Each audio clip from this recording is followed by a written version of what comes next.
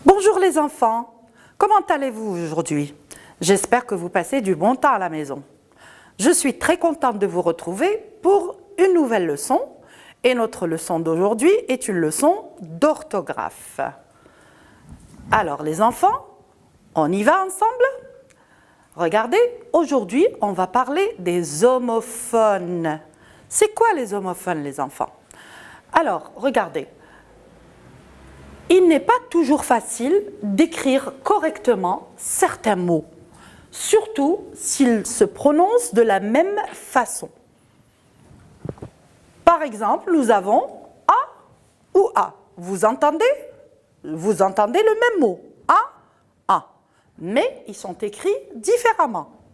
Nous avons aussi OU ou OU. Nous avons ON ou ON. Et son ou son. Alors observez ces mots, on les appelle homophones, par exemple A ou A, parce qu'ils s'écrivent différemment. Vous voyez, c'est le A, le premier est un A sans accent et le deuxième est un A avec accent. Et pourtant, quand vous m'entendez, vous entendez la même chose, A. Alors, on nous dit, la règle des homophones dit, les homophones sont des mots qui se prononcent de la même façon, de la même manière, mais qui ont une orthographe et un sens différent. C'est-à-dire qu'ils sont écrits différemment et ils ont une signification différente. Ils veulent dire, chacun veut dire quelque chose différent de l'autre. On va commencer par A ou A. Suivez bien avec moi les enfants. Regardez bien, A, sans accent. On écrit A sans accent, c'est-à-dire qu'il n'y a pas d'accent, quand on peut le remplacer par avoir, par avait. Il s'agit du verbe avoir. Il s'agit du verbe avoir. Vous vous rappelez le verbe avoir? On va le réviser ensemble les enfants. Avoir au présent. J'ai, tu as, il, elle, on a, nous avons, vous avez, ils ou elles ont. S'il vous plaît les enfants, vous devez apprendre ça par cœur, c'est essentiel. Donc, je reviens à mon exemple, un exemple du mot qu'on vient de dire, qui est A sans accent. Regardez, mon voisin a une belle voiture. A sans accent. Regardez, mon voisin avait une belle voiture. Donc, j'ai pu remplacer A par avait. Dans ce cas-là, il s'agit du verbe avoir. On écrit donc A sans accent. Regardez, le deuxième qui est un A avec accent. On écrit A avec accent, c'est-à-dire qu'on met l'accent quand on ne peut pas le remplacer par avait. Il s'agit là d'une préposition. Ce A-ci est une préposition parce qu'il est écrit avec un accent et on ne peut pas le remplacer par avait. Regardez l'exemple, les enfants. On nous dit « il va à la piscine ». Il va avec la piscine. Est-ce que ça a un sens? Non. Donc, impossible de remplacer A avec accent par avait. Dans ce cas-ci, on ne peut pas le remplacer. Il s'agit de la préposition. On écrit donc A avec accent, les enfants. On passe à OU ou OU. On va voir la différence. On commence par OU sans accent. On écrit OU sans accent, c'est-à-dire qu'on ne met pas l'accent quand on peut le remplacer par ou bien. Là, je fais un choix. Il s'agit d'une conjonction de coordination qui indique un choix. Je choisis vert ou jaune, blanc ou noir. Je choisis entre les deux. Donc, ce ou-ci s'écrit sans accent et il peut être remplacé par ou bien. Regardez l'exemple. Tu veux du café ou du thé? Je peux dire tu veux du café ou bien du thé. Ça veut dire la même chose. Je fais un choix. Donc ici, il s'agit de la conjonction de coordination ou sans accent qu'on peut remplacer par ou bien. Donc ou sans accent peut être remplacé par ou bien et je fais un choix. Notre deuxième ou qui est avec accent, on écrit ou avec accent quand on ne peut pas le remplacer par ou bien. Il s'agit d'un adverbe qui indique le lieu, la place. Exemple. Regardez. Où habitez-vous? Ici, je peux dire où bien habitez-vous. Est-ce que je peux le dire? Est-ce que c'est correct? Est-ce que ça a un sens? Non. Donc, c'est impossible de dire où bien habitez-vous. Donc, on conclut que quand on ne peut pas remplacer ce ou par ou bien, il s'agit de l'adverbe. On écrit donc ou avec accent, les enfants. Donc, faites la différence entre les deux. On les entend de la même manière, mais ils s'écrivent différemment et ils ont un sens différent. Maintenant, nous avons on ou on. Je le prononce de la même manière. Regardez, notre premier on, qui n'a pas de T à la fin, on écrit on quand on peut le remplacer par il. On change le pronom de conjugaison, il s'agit d'un pronom. Exemple, hier on est allé au cinéma, je peux dire hier il est allé au cinéma. Donc j'ai remplacé on par il. Hier il est allé au cinéma. Notre phrase a un sens, pardon. Hein? Elle est correcte. Donc ici je peux remplacer. Donc on peut le remplacer par il. Il s'agit d'un pronom. On écrit donc on. Notre deuxième on écrit on quand on peut le remplacer par avait. Il s'agit du verbe avoir. Ils ont, exemple, regardez, les enfants ont des cours à distance, ce qu'on est en train de faire en ce moment. Les enfants ont des cours à distance. Je peux remplacer ou pas? Regardez, on va voir. Les enfants avaient des cours à distance. À votre avis, est-ce que la phrase a un sens? Oui, elle a un sens, elle est correcte. Donc, si on peut le remplacer par avait, il s'agit du verbe avoir. On écrit donc on avec un T. C'est le verbe avoir qu'on vient juste de revoir. Et j'insiste, il faut l'apprendre par cœur, les enfants. Nos homophones suivants sont son. C'est la même chose. Mais on va voir un par un qu'est-ce qu'il veut dire, chaque mot, ce qu'il veut dire. On va voir ce qu'il veut dire. Son. On écrit son quand on peut le remplacer par mon. Son chapeau, mon chapeau. Il s'agit d'un déterminant. Mon, ton, son, ok? Regardez ici les enfants, on voit l'exemple. Il a pris son chapeau, le même exemple que je viens de dire. Je ne pense qu'au chapeau, parce qu'il fait chaud, il faut se protéger en été. Hein? Donc, il a pris son chapeau, on peut dire il a pris son café ce matin. Il a pris mon chapeau. Ok? Donc, son, mon. Son a été remplacé par mon.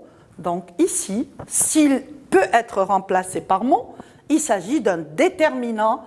On écrit donc son avec, sans T à la fin. C'est un déterminant. Il s'agit du déterminant, les enfants. Le deuxième son, qui a un T à la fin, on écrit son quand on peut le remplacer par été. Les enfants, été, c'est quel verbe? Il s'agit du verbe être. Un petit rappel du verbe être, qui est aussi important que le verbe avoir. Regardez, je dis je suis. Je suis algérienne et fière de l'être. Tu es mon étudiant. Tu es mon élève. Il est à la maison. Elle est à la piscine. On est ensemble maintenant. On est ensemble. Nous sommes contents d'être ensemble. J'espère que vous êtes aussi contents que moi. Vous êtes contents. Êtes-vous contents? J'espère que vous êtes contents d'être avec moi. Et ils sont partis, elles sont ensemble, ok? C'est le verbe être qu'il faut apprendre par cœur. Je suis, tu es. Il faut l'apprendre comme ça. Je suis, tu es, il ou elle, on est, nous sommes, vous êtes, ils sont. Par cœur, le verbe être et le verbe avoir. Par cœur, les enfants. Passons à l'exemple, les amis, maintenant. Regardez ce que dit notre exemple. Les enfants sont à l'école. Bien sûr, les enfants ne sont pas à l'école en ce moment, ils sont à la maison. On peut remplacer les enfants sont à l'école par les enfants étaient à l'école. Il s'agit là du verbe être. Ok? Donc, on peut remplacer sont par était. Donc, c'est le verbe être. On écrit donc sont avec T.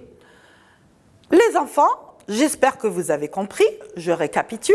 Les homophones sont des mots qui se prononcent de la même manière, mais qui s'écrivent différemment et qui ont une signification différente.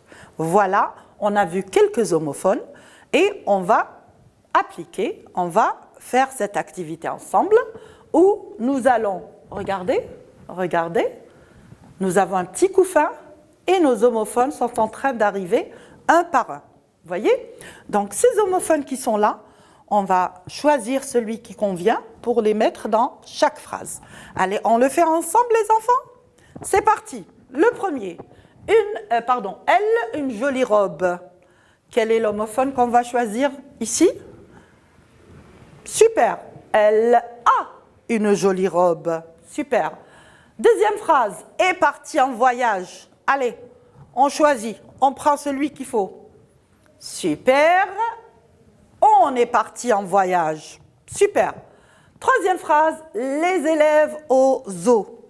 Les élèves au zoo. Lequel c'est? Bien. Les élèves sont au zoo. Super. Phrase suivante, il arrive lire seul. Il arrive lire seul. Qu'est-ce qui manque? À lire seul. Il arrive à lire seul. Bien joué. Phrase suivante.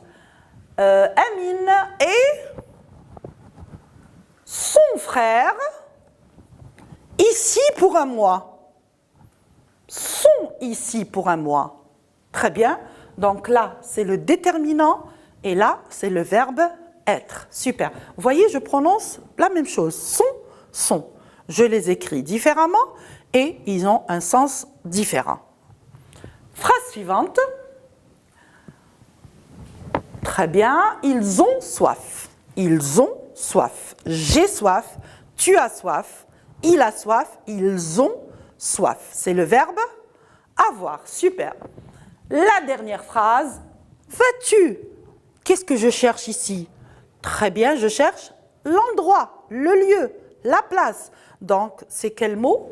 C'est où avec accent. Super. Où vas-tu? À la piscine, à la plage? Qu'est-ce que je fais ici? À la plage, la piscine. Je fais un choix. Donc, c'est lequel? C'est où? Très bien, sans accent. Donc, vous voyez, le premier où, c'est avec accent, je parle de la place, du lieu. Le deuxième où, c'est le choix. Donc, pour pouvoir écrire le mot correctement, je parle de l'écriture. Il faut comprendre le sens du mot, parce que ça change par rapport au sens. Au sens, c'est-à-dire la signification. D'accord, les enfants? J'espère que vous avez bien compris. C'est une leçon à réviser et à apprendre. Surtout, je reviens sur les verbes être et avoir. Maintenant, je vous donne quelque chose à faire quand vous serez à l'aise pour confirmer tout ce qu'on a dit. Notre devoir à faire dit entoure la bonne réponse. Donc, je vais vous donner 2 réponses au choix et vous me choisissez la bonne. J'espère que vous allez choisir très vite normalement, c'est automatique. Regardez, se trouve l'école BBC. Est-ce le premier ou le deuxième? Bouchaoui, 1 ou 2. Les élèves en vacances. Notre dernière phrase dit actuellement, ils décourent à distance. Donc, est-ce le premier ou le deuxième? Qu'est-ce que vous allez faire? Vous allez entourer la bonne réponse et relire vos phrases. OK? On est arrivé à la fin de notre leçon. J'espère que vous allez bien apprendre la règle surtout, qu'est-ce que c'est que les homophones, et essayer d'en trouver d'autres. Hein? Essayez, il y en a plein, où vous allez prononcer de la même façon, mais qui ont un sens complètement différent. J'ai été très contente de vous retrouver aujourd'hui aussi, et j'espère qu'on va se retrouver très bientôt pour une nouvelle leçon. Et je vous remercie les enfants, et je vous dis à bientôt. Au revoir.